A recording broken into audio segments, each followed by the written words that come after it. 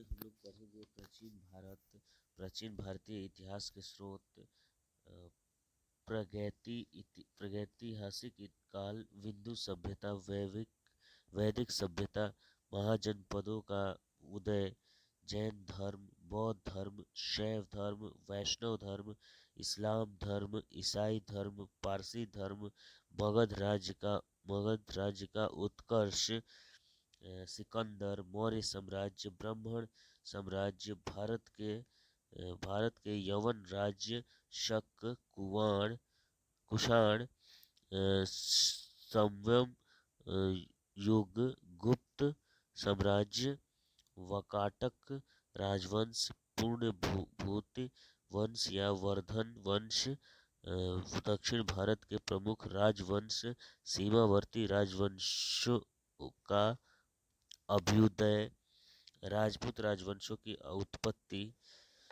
दूसरा हम पढ़ेंगे मध्यकालीन भारत। भारत पर अरबों का आक्रमण, महमूद गजनी, महमूद गौरी सल्तनत काल, विजयनगर साम्राज्य, बहमनी राज्य, स्वतंत्र प्रांतीय राज्य, सूफी आंदोलन, भक्ति आंदोलन, मुगल साम्राज्य, मुगल शासन व्यवस्था, मराठों का उत्कर्ष। आधुनिक भारत, उत्तरकालीन मुगल सम्राट, भारत के यूरोपीय व्यापारिक कंपनियों का आगमन, बंगाल पर अंग्रेजों का आधिपत्य, अंग्रेजों के मैसूर से संबंध, सिख एवं अंग्रेज कंपनी के अधीन गवर्नर जनरल, अंग्रेजी शासन के विरुद्ध महत्वपूर्ण विद्रोह, 1857 ईस्वी की महान क्रांति, 1857 ईस्वी की महान क्रांति के प्रमुख केंद्र, भारत का स्वतंत्रता संघर्ष। महत्वपूर्ण तथ्य, भारतीय धार्मिक, सामाजिक एवं राष्ट्रीय आंदोलन से संबंधित महत्वपूर्ण संगठन एवं संस्थाएं, भारतीय राष्ट्रीय आंदोलन, भारतीय राष्ट्रीय आंदोलन से संबंधित महत्वपूर्ण आंदोलन एवं घटनाएं, भारत के महान शहीद, भारतीय स्वतंत्रता आंदोलन के प्रमुख वचन एवं नारे,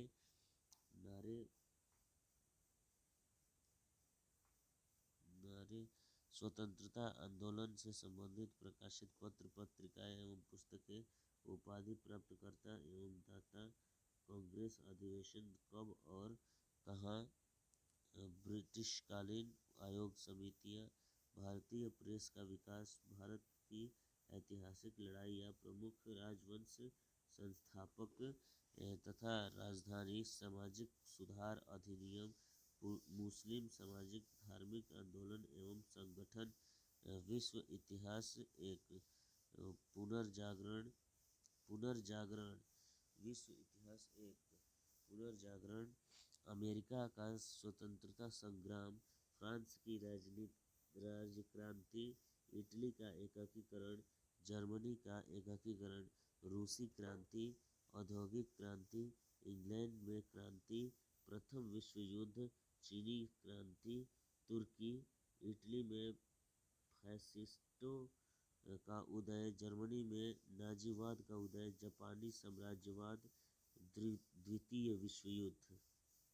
इतना सारा चीज़ हम लोग हिस्ट्री में, इतिहास में पढ़ेंगे। ये सारे टॉपिक्स हमने बताया, इसी टॉपिक्स को डिटेल में हम इस चैप्टर में पढ़ने वाले हैं, जो कि आज हम देखेंगे।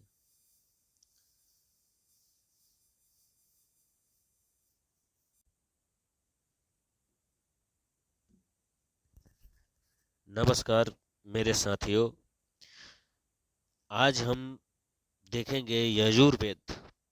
कल हमने देखा था ऋग्वेद, आज हम देखेंगे यजुर्वेद। सस्वर पाठ के लिए मंत्रों तथा बलि के समय अनुपालन के लिए नियमों का संकलन यजुर्वेद कहलाता है। इसके पाठकर्ता की अधर्वयु कहते हैं, पाठकर्ता को अधर्वयु कहते हैं। यजुर्वेद में यज्ञों के नियमों एवं विधि विधानों का संकलन मिलता है। इसमें बलिदान विधि का भी वर्णन है। यह एक ऐसा वेद है जो गद्य एवं पद्य दोनों में है। दूसरा है तीसरा है सामवेद। साम का शाब्दिक अर्थ है गान। इस वेद में मुख्यतः यज्ञों के अवसर पर गाए जाने वाले ऋचाओं मंत्रों का संकलन है। इसके पाठकर्ता को उद्रा उद्रात्र कहते हैं। इसका संकलन ऋग्वेद पर आधारित है। इसे भारतीय संगीत का जनक कहा जाता है। नोट: यजुर्वेद तथा सामवेद में किसी भी विशिष्ट ऐतिहासिक घटना का वर्णन नहीं मिलता। और सबसे अंतिम वेद है चौथा वेद, अथर्ववेद। अथर्वा ऋषि द्वारा रचित इस वेद के कुल 731 मंत्र तथा लगभग 6000 पद हैं। इसके कुछ मंत्र ऋग्वैदिक मंत्रों से भी प्राचीनतर हैं। अथर्ववेद कन्याओं के जन्म की निंदा करता है। ऐतिहासिक दृष्टि से अथर्ववेद का महत्व इस बात में है कि इसमें सामान्य मनुष्यों के विचारों तथा अंधविश्वासों का विवरण मिलता है। पृथ्वी सूक्त अथर्ववेद का प्रतिनिधि सूक्त माना जाता है। इसमें मानव जीवन के सभी पक्षों, गृह निर्माण, कृषि की उन्नति, व्यापारिक मार्गों का गहन खोज, रोग निवारण, समन्वय, विवाह तथा प्रणय गीतों, राज्यभक्ति, राजा का चुनाव, बहुत से वनस्पतियों एवं औषधियों, शाप, वशीकरण, प्रायश्चित, मातृभूमि, महात्म्य आदि का विवरण दिया गया है। कुछ मंत्रों में जादू टोने का भी वर्णन है।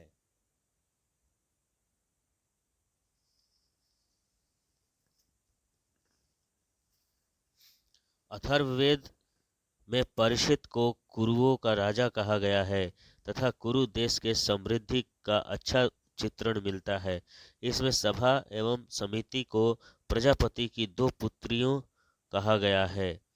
नोट: सबसे प्राचीन वेद ऋग्वेद एवं सबसे बाद का वेद अथर्ववेद है। वेदों को भली भांति समझने के लिए 6 वेदांगों की रचना हुई। ये है शिक्षा, ज्योतिष, कल्प, व्याकरण, निरुक्त तथा छंद। भारतीय ऐतिहासिक कथाओं का सबसे अच्छा क्रमबद्ध विवरण पुराणों में मिलता है।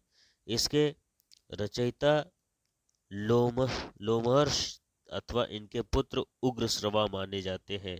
इनकी संख्या 18 है, जिनमें से केवल 5 मत्स्य, वायु, विष्णु, ब्राह्मण एवं भागवत में ही राजाओं की वंशावली पाई जाती है। नोट: पुराणों में मत्स्य पुराण सबसे प्राचीन एवं प्रामाणिक है। अधिकतर पुराण सरल संस्कृत श्लोक में लिखे गए हैं। स्त्रियां तथा शूद्र जिन्हें वेद पढ़ने की अनुमति नहीं थी, वे भी पुराण सुन सकते थे। पुराणों का पाठ पुजारी मंदिरों में किया करते थे। स्त्री की सर्वाधिक गिरी हुई स्थिति मैत्रेयनी संहिता से प्राप्त होती है, जिसमें जुआ और शराब की भांति स्त्री को पुरुष का तीसरा मुख्य दोष बताया गया है।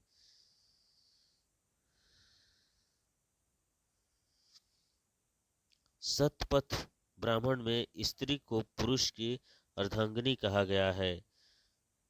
ज्वालोपनिषद में चारों आश्रमों का उल्लेख मिलता है। स्मृति ग्रंथों में सबसे प्राचीन एवं प्रामाणिक मनुस्मृति मानी जाती है। यह शुंग काल का मानक ग्रंथ है। नारद स्मृति गुप्त युग के विषय में जानकारी प्रदान करता है। जातक में बुद्ध की पूर्व जन्म की कहानी वर्णित है। हिनायान का प्रमुख ग्रंथ कथा वस्तु है, जिसमें महात्मा बुद्ध का जीवन चरित्र अनेक कथानकों के साथ वर्णित है। जैन साहित्य को आगम कहा जाता है। जैन धर्म का प्रारंभिक इतिहास कल्प सूत्र से ज्ञात होता है। जैन ग्रंथ भगवती सूत्र में महावीर के जीवन कृत्यों तथा अन्य समकालिकों के साथ उनके संबंधों का विवरण मिलता है। अर्थशास्त्र के लेखक चाणक्य कौटिल्य या विष्णुगुप्त हैं।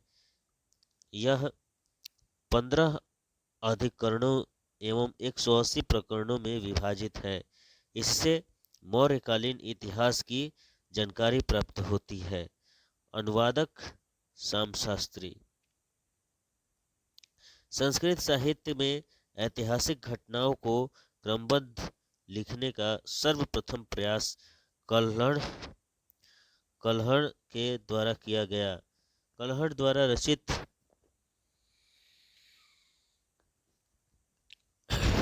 पुस्तक राजतरंगिणी 8 तरंग है, जिसका संबंध कश्मीर के इतिहास से है।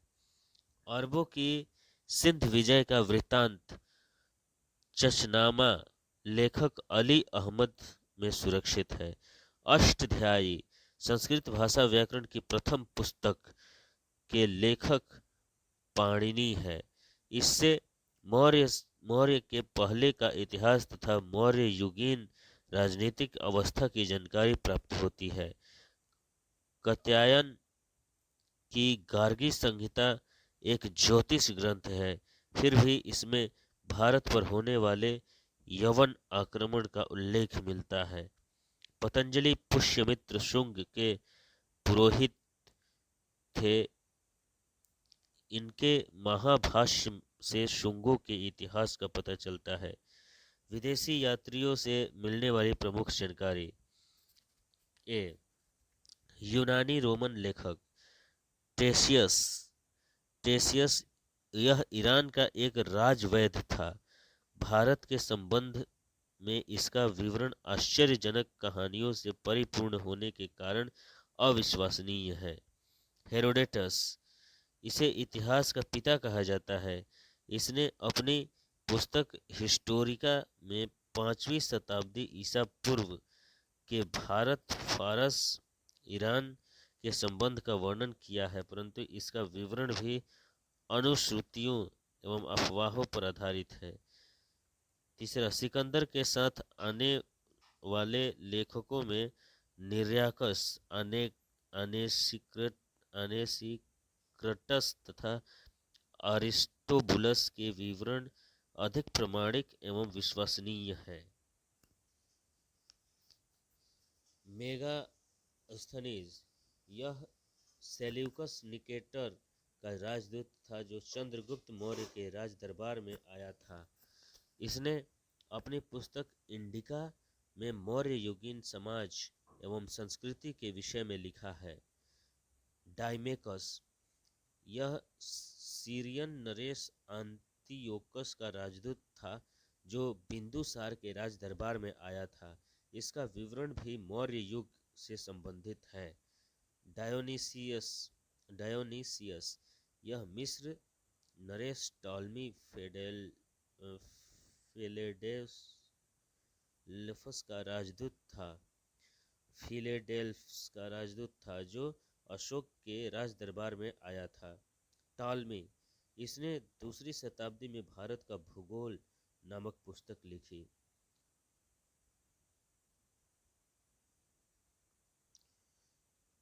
प्लिनी इसने प्रथम शताब्दी में नेचुरल हिस्ट्री नामक पुस्तक लिखी। इसमें भारतीय पशुओं, पेड़ों, पौधों, खनिज पदार्थों आदि के बारे में विवरण मिलता है। पेरिप्लस ऑफ द इरिथ्रियन सी इस पुस्तक के लेखक के बारे में जानकारी नहीं है। यह लेखक करीब 80 ईस्वी में हिंद महासागर की यात्रा पर आया था। इसने उस समय के भारत के बंदरगाहों तथा व्यापारिक वस्तुओं के बारे में जानकारी दी है। चीनी लेखक फाहियान यह चीनी यात्री गुप्त नरेश चंद्रगुप्त द्वितीय के दरबार में आया था। इसने अपने विवरण में मध्य प्रदेश के समाज एवं संस्कृति के बारे में वर्णन किया है। इसने मध्य प्रदेश की जनता को सुखी एवं समृद्ध बताया है। यह 14 वर्षों तक भारत में रहा। संयुगन यह 518 ईस्वी में भारत आया। इसने अपने 3 वर्षों की यात्रा में बौद्ध धर्म की प्राप्तियां एकत्रित की। वेनचांग यह हर्षवर्धन के शासनकाल में भारत आया था। वेनशांग 629 ईस्वी में चीन से भारतवर्ष के लिए प्रस्थान किया और लगभग 1 वर्ष की यात्रा के बाद सर्वप्रथम वह भारतीय राज्य कपिशा पहुंचा। भारत में 15 वर्षों तक ठहरकर 645 ईस्वी में चीन लौट गया। वह बिहार में नालंदा जिला स्थित नालंदा विश्वविद्यालय में अध्ययन करने तथा भारत से बौद्ध ग्रंथों को एकत्र कर ले जाने के लिए आया था। इसका भ्रमण वृत्तांत सियुकी नाम से प्रसिद्ध है, जिसमें 138 देशों का विवरण मिलता है। इसने हर्षकालीन समाज, धर्म तथा राजनीति के बारे में वर्णन किया है। इसके अनुसार सिंध का राजा शूद्र था। वेनशांग ने बुद्ध की प्रतिमा के साथ साथ सूर्य और शिव की प्रतिमाओं का भी पूजन किया था।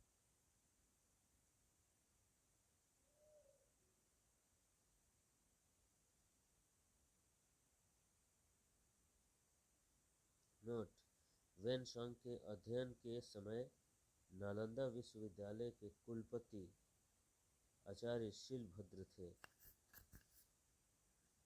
यह विश्वविद्यालय बौद्ध दर्शन के लिए प्रसिद्ध था।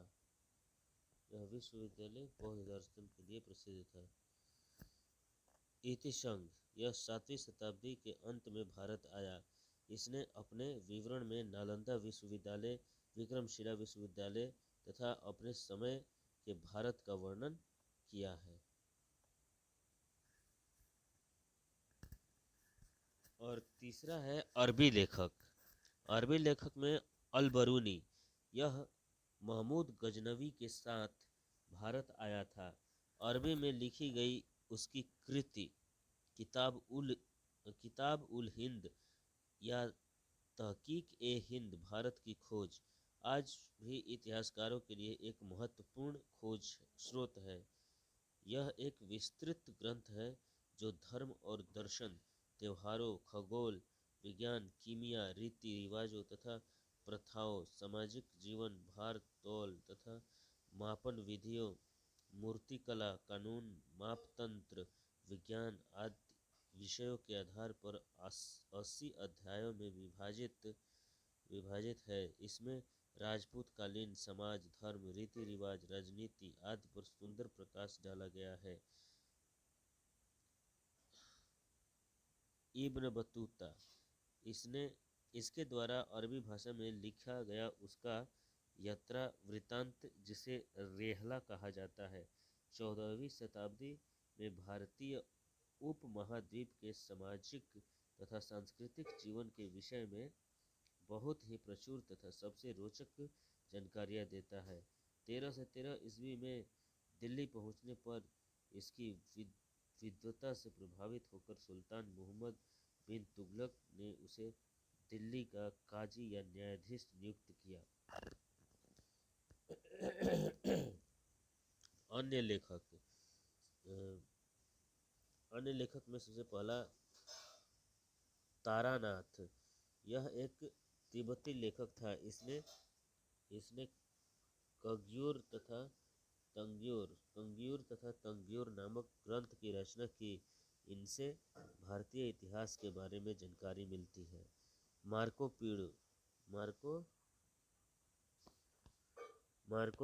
पोलो, यह 13वीं शताब्दी के अंत में पांड्य देश का यात्रा पर आया था। इसका विवरण पांड्य इतिहास के अध्ययन के लिए उपयोगी है। फ्रेंड्स, नेक्स्ट जो बात है हम लोग शेयर करेंगे, इस चीज़ को हम लोग कंटिन्यू करेंगे और अगले भाग में। हाँ दोस्तों, अब हम देखने वाले हैं पुरातत्व संबंधी साक्ष्य से मिलने वाली जानकारी। भारतीय पुरातत्व शास्त्र का पितामह, father of Indian archaeology, sir Alexander कार्निथम को कहा जाता है। 1400 ईसा पूर्व की अभिलेख बोगाज कोई एशिया माइनर से वैदिक देवता मित्र वरुण इंद्र और नासत्य अश्विनी कुमार के नाम मिलते हैं। मध्य भारत में भागवत धर्म विकसित होने के प्रमाण यवन राजदूत होलियोडोरस के वेसनगर विदिशा गरुड़ स्तंभ लेख से प्राप्त होता है। सर्वप्रथम भारतवर्ष का जिक्र हाथी गुफा अभिलेख में है। सर्वप्रथम दुर्भिक्ष का जानकारी देने वाला अभिलेख सोहगोरा अभिलेख है। इस अभिलेख में संकट काल में उपयोग हेतु खाद्यान्न सुरक्षित रखने का भी उल्लेख है। सर्वप्रथम भारत पूर्व होने वाले हुड़ आक्रमण की जानकारी भीतरी स्तंभ लेख से प्राप्त होती है। सती प्रथा का पहला लिखित साक्ष्य एरन अभिलेख शासक भानुगुप्त से प्राप्त होती है। सातवाहन राजाओं का पूरा इतिहास उनके अभिलेखों के आधार पर लिखा गया है। रेशम बुनकर की श्रेणियों की जानकारी मदसौर अभिलेख से प्राप्त होती है। कश्मीरी नौ पाषाणिक पुरास्थल बुर्जहोम से गर्तावास गड्ढा घर का साक्ष्य मिलता है। इसमें उतरने के लिए सीढ़ियां होती है। प्राचीनतम सिक्कों को आहत सिक्के कहा जाता है। इसी को साहित्य में काशार्पण कहा जाता है। सर्वप्रथम सिक्कों पर लेख लिखने का कार्य यवन शासकों ने किया। समुद्रगुप्त की वीणा बजाती हुई मुद्रा वाले सिक्के से उसके संगीत प्रेमी होने का प्रमाण मिलता है। आरिक मेड़ू पुदुचेरी के निकट से रोमन सिक्के प्राप्त हुए हैं। तो सबसे पहले भारत के संबंध बर्मा स्वर्णभूमि वर्तमान में म्यांमार बताया जाता है। मलाया स्वर्ण द्वीप कंबोडिया कंबोज और जावा यवद्वीप से स्थापित हुए। महत्वपूर्ण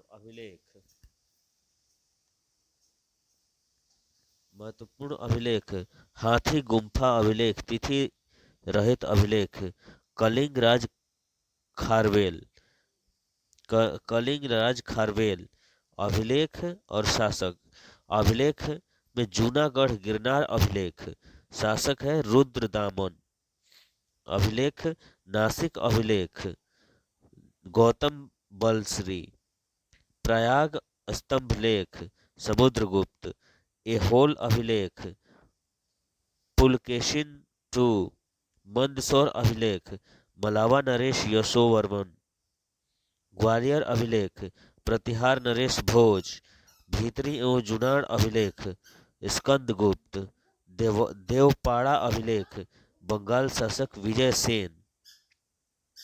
सबसे पहले हम लोगों को ये जानना होगा कि अभिलेख क्या होता है। अभिलेख मतलब क्या होता है। सर्वप्रथम सिक्कों पर लेख लिखने का कार्य यवन शासकों ने किया। समुद्रगुप्त की वीणा बजाते हुए सिक्के उसके संगीत प्रेमी होने का प्रमाण मिलता है।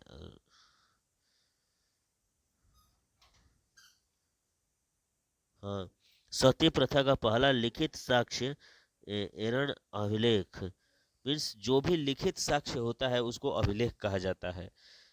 तो लिखित साक्ष्य के को इकट्ठा करने का जो काम किए वे निम्नलिखित हैं। लिखित साक्ष्य का इकट्ठा काम करने वाले जो शासक हुए उनमें जो नाम बताया गया है ऊपर पहले बताया गया है वो है। नोट अभिलेखों का अध्ययन इपिग्राफी कहलाता है। अभिलेख का जो अध्ययन है उसको इपिग्राफी कहते हैं। इपिग्राफी उत्तर भारत के मंदिरों की कला की शैली नागर शैली एवं दक्षिण भारत की मंदिरों की कला द्रविड़ शैली कहलाती है। दक्षिणापथ के मंदिरों के निर्माण में नागर और द्रविड़ दोनों शैलियों का प्रभाव पड़ा, अतः यह वेसर शैली कहलाती है। पंचायतन शब्द मंदिर रचना शैली से संबंधित है। एक हिंदू मंदिर तब पंचायतन शैली का कहलाता है जब मुख्य मंदिर 4 सहायक मंदिरों से घिरा होता है। पंचायतन मंदिर के उदाहरण कंदरिया कंदरिया महादेव मंदिर खजुराहो, ब्रह्मेश्वर मंदिर भुवनेश्वर, लक्ष्मण मंदिर खजुराहो, लिंगराज मंदिर भुवनेश्वर, दशावतार मंदिर देवगढ़ उत्तर प्रदेश, गोंडेश्वर मंदिर महाराष्ट्र। दूसरा, प्रागैतिहासिक काल, जिस काल में मनुष्य ने घटनाओं का कोई लिखित विवरण अद्रुत नहीं किया उसे प्रागैतिहासिक काल कहते हैं। मानव विकास के उस काल को इतिहास कहा जाता है जिसका विवरण लिखित रूप में उपलब्ध है। संस्कृत संस्कृत बर्तन, मालवा काला तथा लाल। संस्कृति और उनके बर्तन, मालवा का बर्तन काला तथा लाल, ब्रिजहोम धूसर, जोखे लाल, द द नवपाषाण, दक्षिणी नवपाषाण चमकीला घूसर, पूर्वी नवपाषाण भूरा लाल।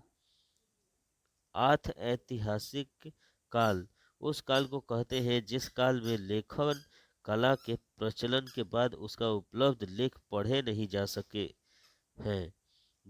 ज्ञानी मानव होमोसेपियंस का प्रवेश इस धरती पर आज से लगभग 30 या 40 हजार वर्ष पूर्व हुआ। ज्ञानी मानव का जो ज्ञानी मानव का जो आगमन हुआ इस धरती पर उसको बोलते हैं होमोसेपियंस का प्रवेश आज से करीब 30 या 40 हजार साल पूर्व हुआ। पूर्व पाषाण युग या पूर्व पाषाण काल के मानव की जीविका का मुख्य आधार शिकार था। शिकार पूरा पाषाण काल में यदि मानव के मनोरंजन के भी साधन थे। आग का आविष्कार पूरा पाषाण काल में एवं पहिए का नव पाषाण काल में हुआ। आग का आविष्कार पूरा पाषाण काल में एवं पहिए का आविष्कार नव पाषाण काल में हुआ। मनुष्य में स्थायी निवास की प्रवृत्ति नव पाषाण काल में हुई तथा उसने सबसे पहले कुत्ता को पालतू बनाया। मनुष्य ने सर्वप्रथम तांबा धातु का प्रयोग किया तथा उसके द्वारा बनाया जाने वाला प्रथम औजार कुल्हाड़ी प्राप्ति स्थल अतिरंपकम था। कृषि का आविष्कार नव पाषाण काल में हुआ। प्रागैतिहासिक अग्नि उत्पादक स्थल मेहरगढ़ पश्चिमी बलूचिस्तान में अवस्थित है। कृषि के लिए अपनाई गई सबसे प्राचीन फसल गेहूं पहली फसल एवं जौ थी, लेकिन मानव द्वारा सर्वप्रथम प्रयुक्त अनाज चावल था। कृषि का प्रथम उदाहरण मेहरगढ़ से प्राप्त हुआ है। कोल्डे हवा का संबंध चावल के प्राचीनतम साक्ष्य से है। पल्लावरम नामक स्थान पर प्रथम भारतीय पुरापाषाण कलाकृति की खोज हुई थी। भारत में पूर्व प्रस्तर युग के अधिकांश औजार स्फार्टिक पत्थर से बने थे। रॉबर्ट ब्रूस फ्रूट सबसे पहले व्यक्ति थे जिन्होंने 1863 ईस्वी में भारत में पूरा पाषाणकालीन औजारों की खोज की। भारत का सबसे प्राचीन नगर मोहनजोदड़ो था, सिंधी भाषा में, जिसका अर्थ है मृतकों का टीला। असम का श्वेतभ्रू गिवन भारत में पाया जाने वाला एकमात्र मानव वामकपी है। इनाम गांव इनाम गांव ताम्रपाषाण युग की एक बड़ी बस्ती है। इसका संबंध जॉर्वे संस्कृति से है। भारत में शिवालक की पहाड़ी से जीवाश्म का प्रमाण मिलता है। प्रागैतिहासिक काल में भीमाबेटका गुफाओं के शैल चित्र के लिए प्रसिद्ध है। भारत में मनुष्य संबंधी सबसे पहला प्रमाण नर्मदा घाटी से मिला है। भारतीय नागरिक सेवा के अधिकारी रिंजले प्रथम व्यक्ति थे जिन्होंने प्रथम बार वैज्ञानिक आधार पर भारत की जनसंख्या का प्रजातीय विभेदीकरण किया। और अब हम पढ़ने जा रहे हैं सिंधु सभ्यता। सिंधु सभ्यता को अब हम लोग पढ़ने जा रहे हैं। रेडियो कार्बन कार्बन 14 जैसी नवीन विश्लेषण पद्धति के द्वारा सिंधु सभ्यता की सर्वमान्य तिथि 2400 ईसा पूर्व से 1700 ईसा पूर्व मानी जाती है। इसका विस्तार त्रिभुजाकार है। सिंधु सभ्यता की खोज 1921 में राय बहादुर दयाराम साहनी ने की। राय बहादुर दयाराम साहनी ने की सिंधु सभ्यता का खोज। सिंधु सभ्यता को आग्र ऐतिहासिक प्री प्रो प्रोटो हिस्टोरिक अथवा प्रोटो हिस्टोरिक प्रोटो हिस्टोरिक अथवा कांस्य कांस्य ब्रोंज युग में रखा जा सकता है। इस सभ्यता के मुख्य निवासी द्रविड़ एवं भूमध्य सागरीय थे। सर जॉन मार्शल भारतीय पुरातत्व सर्वेक्षण विभाग के तत्कालीन महानिदेशक ने 1924 ईस्वी में सिंधु घाटी सभ्यता नामक एक उन्नत नागरीय सभ्यता पाए जाने की विधिवत घोषणा की। सिंधु सभ्यता के सर्वाधिक पश्चिमी पुरास्थल दशक नदी के किनारे स्थित सुतकागेंडोर बलूचिस्तान, पूर्वी पुरास्थल हिंडन नदी के किनारे आलमगीरपुर जिला मेरठ उत्तर प्रदेश, उत्तरी पुरास्थल चिनाब नदी के तट पर अखनूर के निकट मांदा जम्मू कश्मीर व दक्षिणी पुरास्थल गोदावरी नदी के तट पर दाइमाबाद दाइमाबाद जिला अहमदनगर महाराष्ट्र। सिंधु सभ्यता का सैंधव सभ्यता नागरीय सभ्यता थी। सैंधव सभ्यता से प्राप्त परिपक्व अवस्था वाले स्थलों में केवल 6 को ही बड़े नगर की संज्ञा दी गई है। ये है मोहनजोदड़ो, हड़प्पा, गंडवारी वाछा, धौलावीरा, राखीगढ़ी एवं कालीबंगन। स्वतंत्रता प्राप्ति पश्चात हड़प्पा संस्कृति के सर्वाधिक स्थल गुजरात में खोजे गए हैं। सिंधु घाटी सभ्यता का सबसे बड़ा स्थल मोहनजोदड़ो है, जबकि भारत में इसका सबसे बड़ा स्थल राखीगढ़ी घग्गर नदी है, जो हरियाणा के हिसार जिले में स्थित है। इसकी खोज 1963 ईस्वी में सूरजभान ने की थी। लोथल एवं सुतकोतदा सिंधु सभ्यता का बंदरगाह था। जूते हुए खेत और नक्काशीदार ईंटों के प्रयोग का साक्ष्य कालीबंगन से प्राप्त होता है। मोहनजोदड़ो से प्राप्त स्नानागार संभवतः सैंधव सभ्यता की सबसे बड़ी इमारत है, जिसके मध्य स्थित स्नान कुंड 11.88 मीटर लंबा, 7.01 मीटर चौड़ा एवं 2.43 मीटर गहरा है। अग्निकुंड लोथल एवं कालीबंगन से प्राप्त हुए हैं। मोहनजोदड़ो से प्राप्त एक शील पर 3 मुख वाले देवता पशुपतिनाथ की मूर्ति मिली है। उनके चारों ओर हाथी, गेंडा, चीता एवं भैंसा विराजमान है। पशुपतिनाथ मोहनजोदड़ो से नर्तकी की एक कांस्य मूर्ति मिली है। हड़प्पा की मोहनजोदड़ो पर सबसे अधिक एक श्रृंगी पशु की अंकन मिलता है। यहाँ से प्राप्त एक आयताकार मुहर में स्त्री के गर्भ से निकलता पौधा दिखाया गया है। मन के बनाने के कारखाने लोथल एवं चन्हूदड़ों में मिले हैं। सिंधु सभ्यता की लिपि भाव चित्रात्मक है। यह लिपि दाईं से बाईं ओर लिखी जाती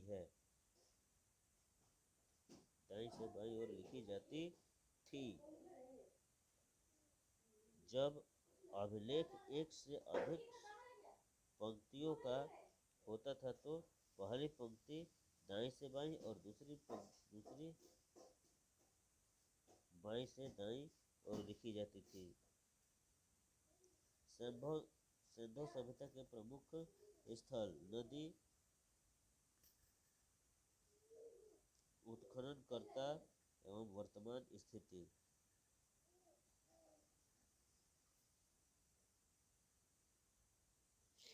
थैंक यू फ्रेंड्स, ये पार्ट 2 कंप्लीट हुआ।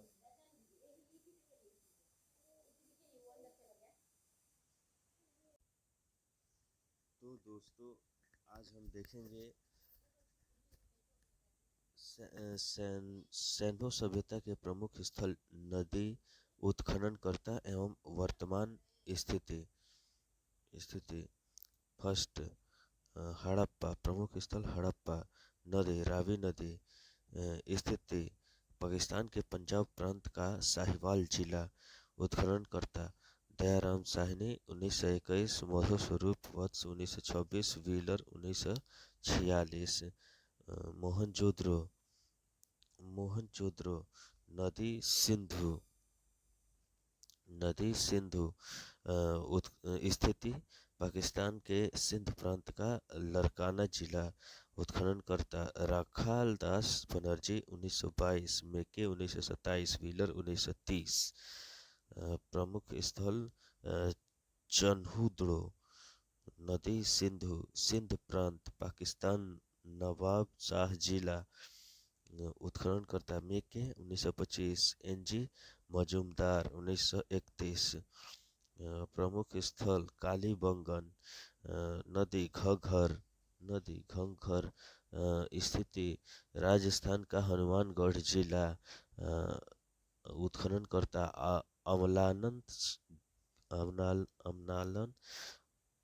अमलानंद घोष 1951, बीवी लाल एवं बीके थापर 1961। प्रमुख स्थल कोटदीजी नदी सिंध प्रांत। स्थिति सिंध प्रांत का खैरपुर स्थान। उत्खननकर्ता फसल अहमद 1953। प्रमुख स्थल रंगपुर नदी मादर। स्थिति गुजरात का कठियावाड़ जिला। उत्खननकर्ता रंगनाथ राय 1953 से 1954। प्रमुख स्थल रोपड़ नदी सतलज। स्थिति पंजाब का रोपड़ जिला। उत्खननकर्ता यज्ञदत्त शर्मा 1953 से 1956। प्रमुख स्थल लोथल नदी भोगवा। स्थिति गुजरात का अहमदाबाद जिला। उत्खननकर्ता रंगनाथ राव 1954। प्रमुख स्थल आलमगीरपुर नदी हिंडन। स्थिति उत्तर प्रदेश का मेरठ जिला। उत्खननकर्ता यज्ञदत्त शर्मा 1958।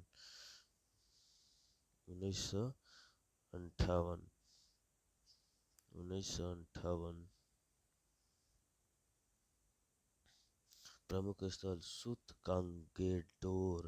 सुतकांगेडोर नदी दशक।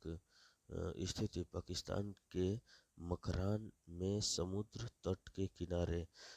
उत्खननकर्ता आरएल स्टाइन 1927। प्रमुख स्थल बनमाली नदी रंगोई। स्थिति हरियाणा का हिसार जिला। उत्खननकर्ता रविंद्र सिंह बिष्ट 1974। प्रमुख स्थल धौलावीरा नदी लूनी। स्थिति गुजरात के कच्छ जिला। उत्खननकर्ता जेपी जोशी 1967 से 1968। रविंद्र सिंह बिष्ट 1990 से 1991।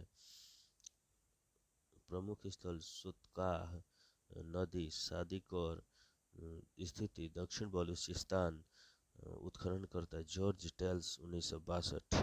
तो ये रहा कुछ प्रमुख सैंधव सभ्यता के कुछ प्रमुख स्थल, नदी उत्खननकर्ता एवं वर्तमान स्थिति का विवरण।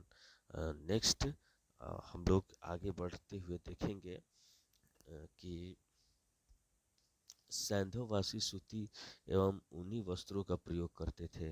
मनोरंजन के लिए सैंधववासी मछली पकड़ना, शिकार करना, पशु पक्षियों को आपस में लड़ाना, चौपड़ और पासा खेलना आदि साधनों का प्रयोग करते थे। सिंधु सभ्यता के लोग काले रंग से डिजाइन किए हुए लाल मिट्टी के बर्तन बनाते थे। सिंधु घाटी के लोग तलवार से परिचित नहीं थे।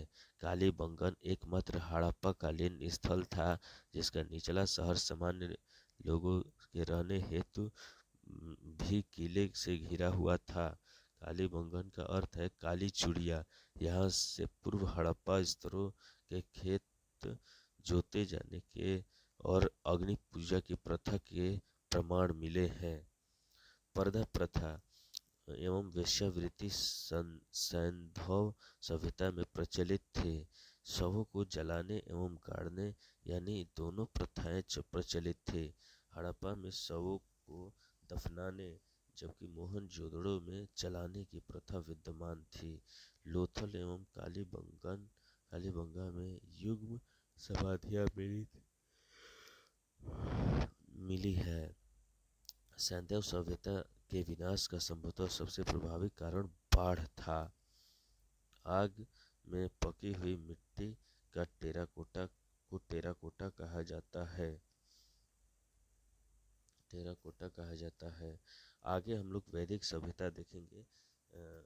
बस आज के लिए बस इतना ही। आगे हम लोग वैदिक सभ्यता की ओर नज़र दौड़ाएंगे।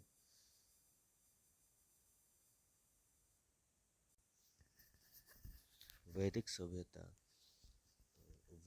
वैदिक काल का विभाजन दो भागों एक ऋग वैदिक काल 1500 से 1000 ईसा पूर्व और उत्तर वैदिक काल 1000 से 600 ईसा पूर्व में किया गया है। आर्य ऋग वैदिक काल और उत्तर वैदिक काल। ऋग वैदिक काल पुराना है 1500 से 1000 ईस्वी पूर्व और उत्तर वैदिक काल 1000 से 600 ईसा पूर्व में किया गया है। आर्य सर्वप्रथम पंजाब एवं अफगानिस्तान में बसे। मैक्स मूलर ने आर्यों का मूल निवास स्थान मध्य एशिया को माना है। आर्यों द्वारा निर्मित सभ्यता वैदिक सभ्यता कहलाई। आर्यों द्वारा निर्मित सभ्यता वैदिक सभ्यता कहलाई। यह एक ग्रामीण सभ्यता थी। आर्यों की भाषा संस्कृत थी। आर्यों की भाषा संस्कृत थी। नोट: आर्य शब्द भाषा समूह को इंगित करता है। आर्यों के प्रशासनिक इकाई आरोही क्रम से इन 5 भागों में बटा था: कुल, ग्राम, विश्व, जन, राष्ट्र। ग्राम के मुखिया ग्रामीणी, विश्व का प्रधान विश्वपति एवं जन के शासक राजन कहलाते थे। राज्याधिकारियों में पुरोहित एवं सेनानी प्रमुख थे। वशिष्ठ रूढ़िवादी एवं विश्वामित्र उदार पुरोहित थे। सूत रथकार व कमादी नामक अधिकारी रत्ने कहे जाते थे। इनकी संख्या राजा सहित करीब 12 हुआ करती थी। पूरक दुर्गपति एवं स्पर्श जनता की गतिविधियों को देखने वाले गुप्तचर होते थे। वाजपति गोचर भूमि का अधिकारी होता था। उग्र अपराधियों को पकड़ने का कार्य करता था। दिशा उत्तर वैदिक शब्द राजा का नाम। दिशा पूर्व उत्तर वैदिक शब्द प्राची, राजा का नाम सम्राट। दिशा पश्चिम उत्तर वैदिक शब्द प्रतीचि, राजा का नाम स्वराष्ट्र। दिशा उत्तर उत्तर वैदिक शब्द उदीची, राजा का नाम विराट। दिशा मध्य राजा का नाम राजा। दिशा दक्षिण राजा का नाम भोज।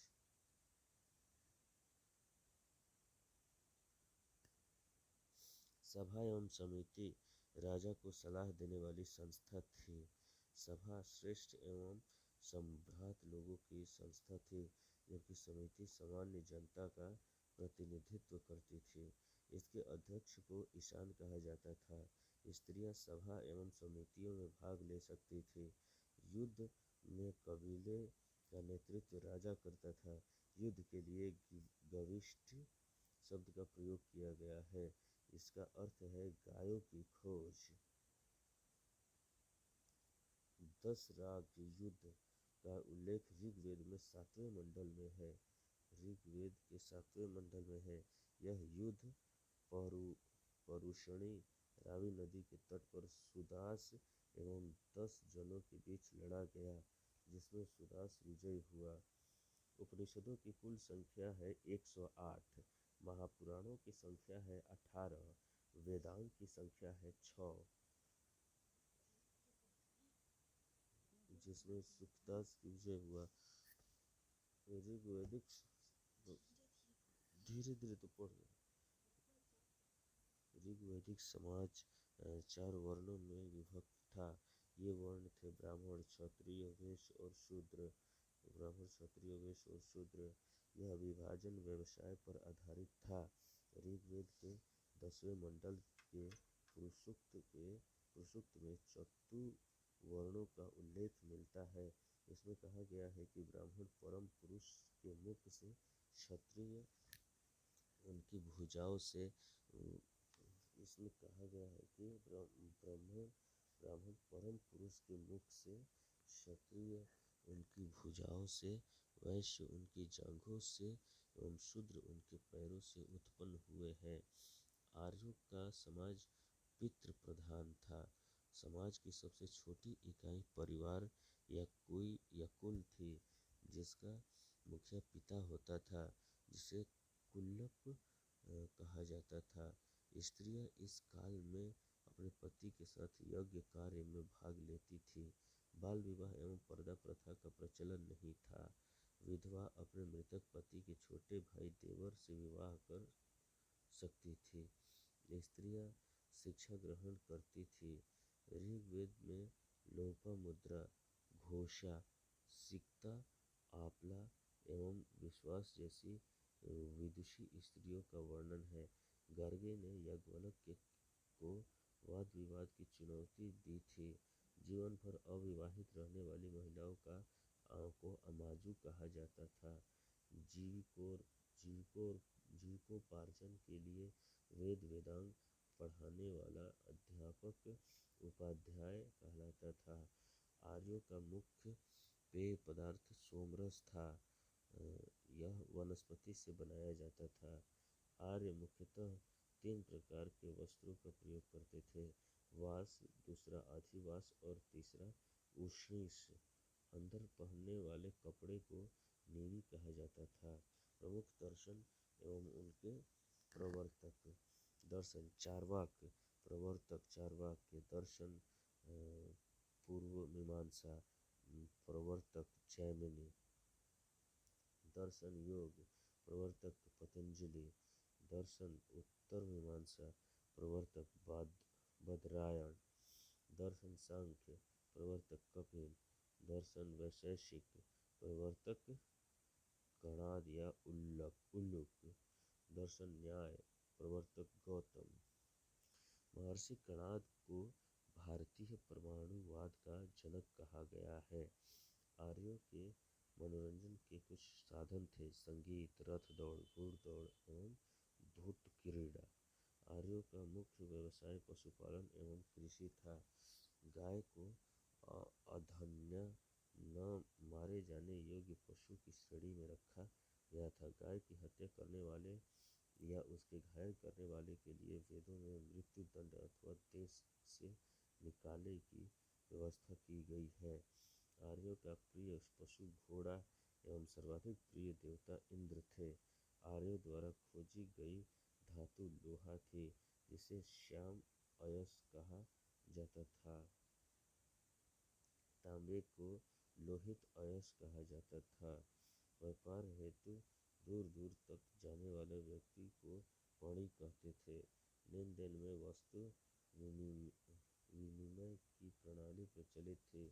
ऋण देकर ब्याज लेने वाला व्यक्ति को वेकनॉट, सूदखोर कहा जाता था।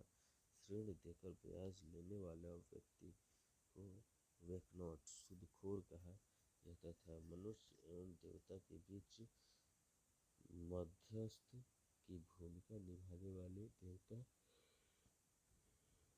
के रूप में अग्नि की पूजा की जाती थी। मनुष्य एवं देवता के बीच मध्यस्थ की भूमिका निभाने वाले मनुष्य और देवता के बीच मध्यस्थ की भूमिका निभाने वाले देवता के रूप में अग्नि की पूजा की जाती थी। मनुष्य और देवता के बीच मध्यस्थ की भूमिका निभाने वाले देवता के रूप में अग्नि की पूजा की जाती थी। ऋग्वेद में उल्लिखित सभी नदियों में सरस्वती सबसे महत्वपूर्ण तथा पवित्र मानी जाती थी। ऋग्वेद में गंगा का एक बार और यमुना का उल्लेख 3 बार हुआ है।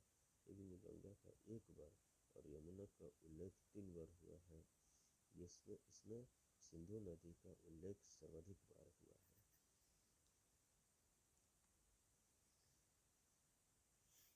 ऋग्वैदिक कालीन नदियाँ।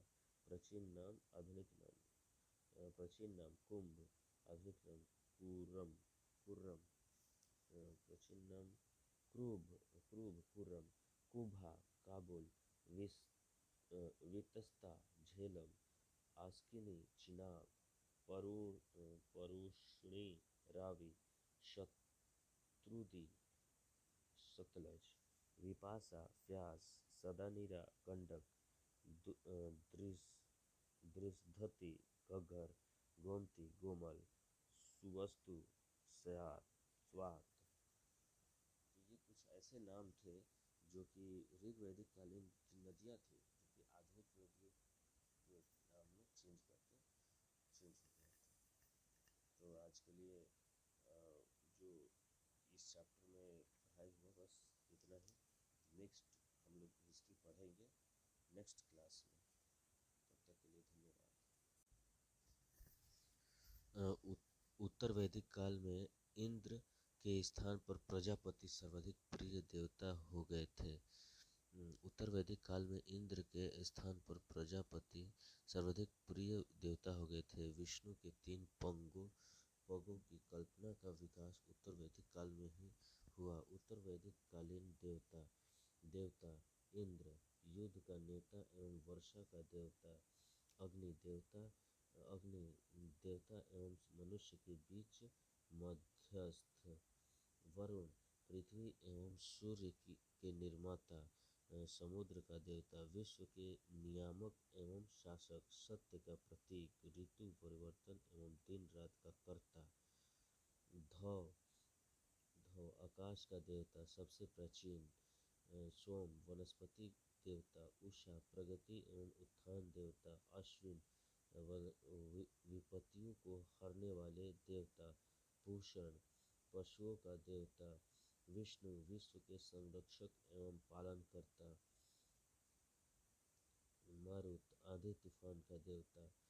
उत्तर वैदिक काल में राजा के राज्याभिषेक के समय राजसूय यज्ञ का अनुष्ठान किया जाता था।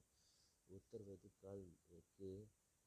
काल में वर्ण व्यवसाय की बजाय जन्म के आधार पर निर्धारित होने लगे। वैदिक काल में वर्ण व्यवसाय की बजाय जन्म के आधार पर निर्धारित होने लगे। उत्तर वैदिक काल में हल को सिरा और हल रेखा को सीता कहा जाता था। उत्तर वैदिक काल में हल को सिरा और हल रेखा को सीता कहा जाता था। उत्तर वैदिक काल में निष्क और शतमान मुद्रा की इकाइयाँ थी, लेकिन इस काल में किसी प्रकार भार, आकृति और मूल्य के सिक्कों के चलन का कोई प्रमाण नहीं मिलता।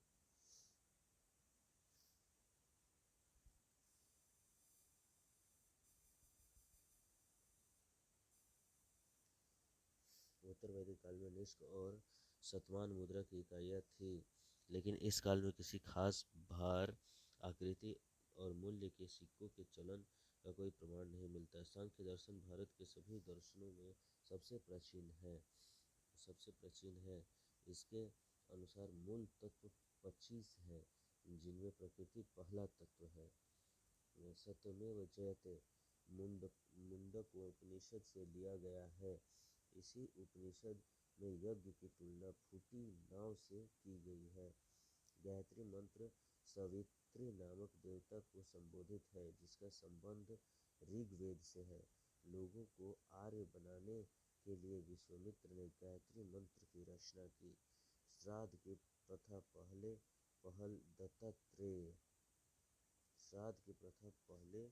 पहल दत्तात्रेय ऋषि के बेटे निमि ने शुरू की।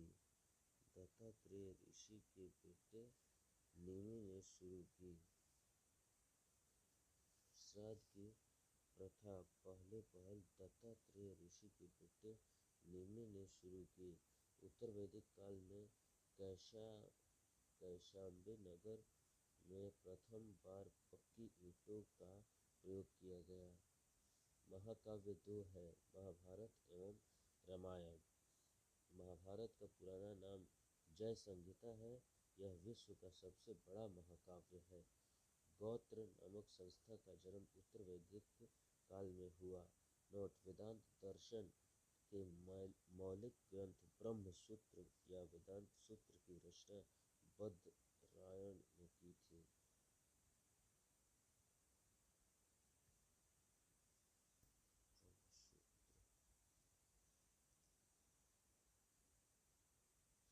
वेदांत सूत्र की रचना बदरायण ने की थी। महाजनपदों का उदय, इस चीज को हम लोग अब कल देखेंगे। महाजनपदों का उदय कैसे हुआ। आज के लिए बस।